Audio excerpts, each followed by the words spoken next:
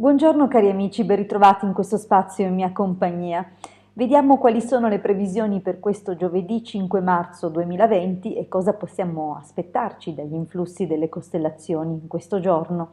Prima però di proseguire con l'approfondimento di questi influssi, vi invito, se ancora non l'avete fatto, ad iscrivervi al mio canale YouTube e se ancora non l'avete fatto, ad iscrivervi al canale YouTube del Marietto Veneziano. Grazie.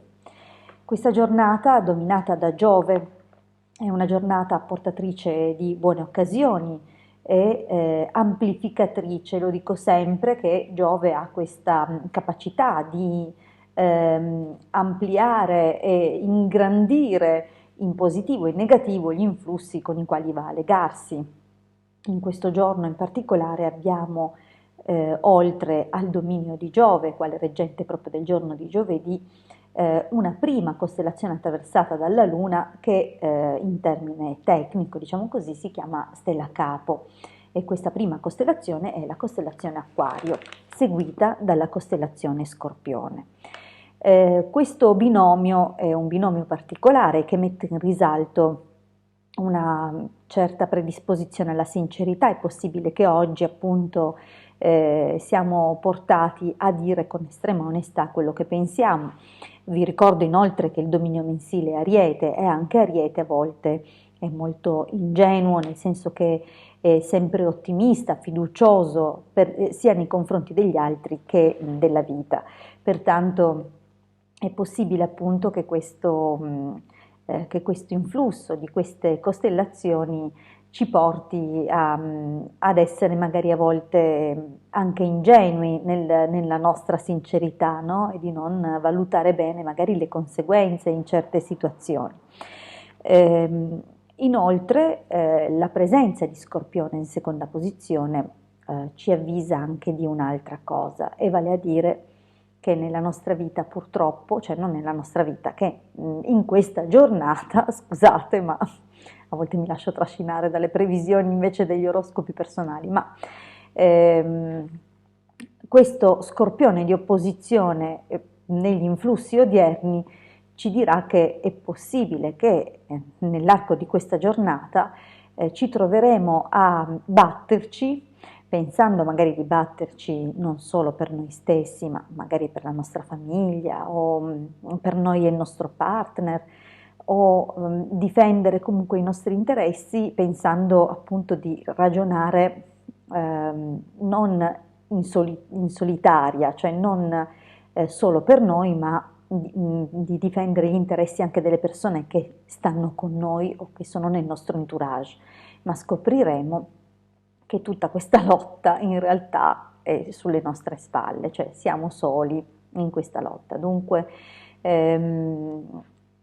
questa giornata è un po' così, ci mette un po' sull'avviso e ci appunto segnala questa possibilità di sentirci anche più soli in un certo senso.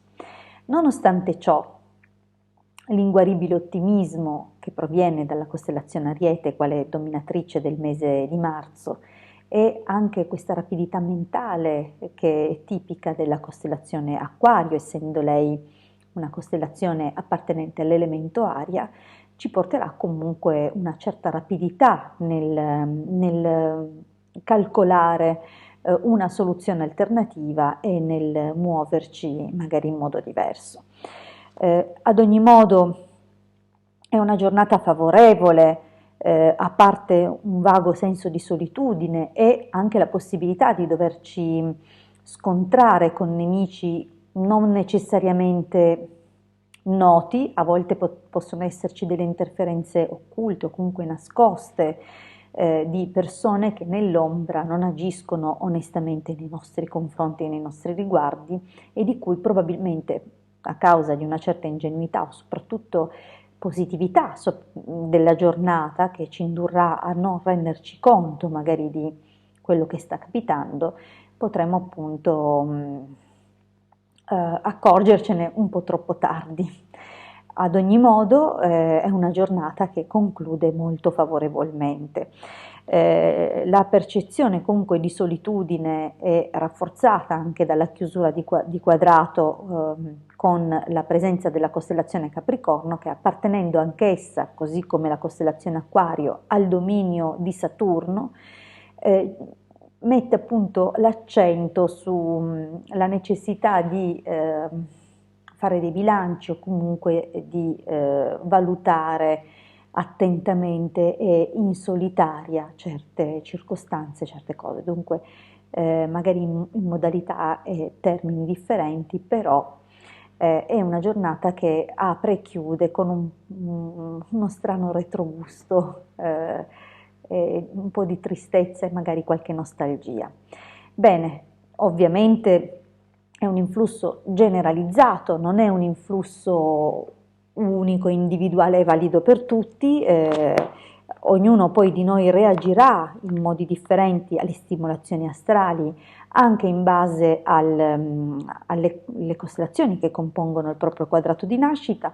Possiamo ancora aggiungere che la luna crescente in Cancro ci permette di occuparci comunque di noi, della nostra casa, della bellezza comunque in generale, anche se è chiaro che magari è più una connotazione di bilancia, però anche Cancro, perché no?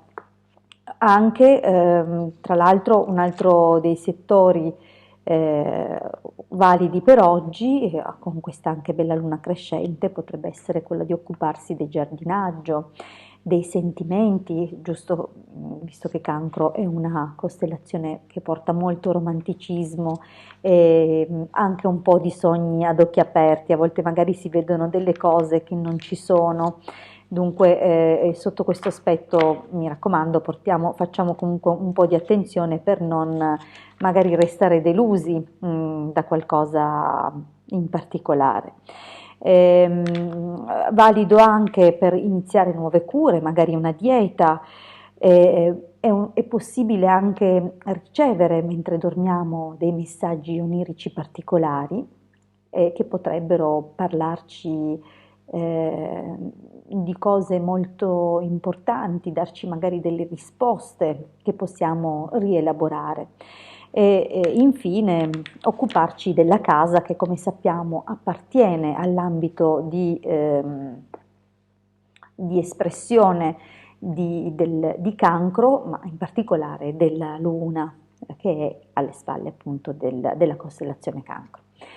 Io vi ringrazio per avermi ascoltato fino qui, vi rinnovo l'invito ad iscrivervi al mio canale YouTube se ancora non l'avete fatto e di iscrivervi al canale YouTube del Marietto Veneziano se ancora non l'avete fatto. Ci ritroviamo qui con le previsioni di venerdì 6 marzo 2020, domani sempre alla stessa ora. A presto dalla vostra Hildegarda.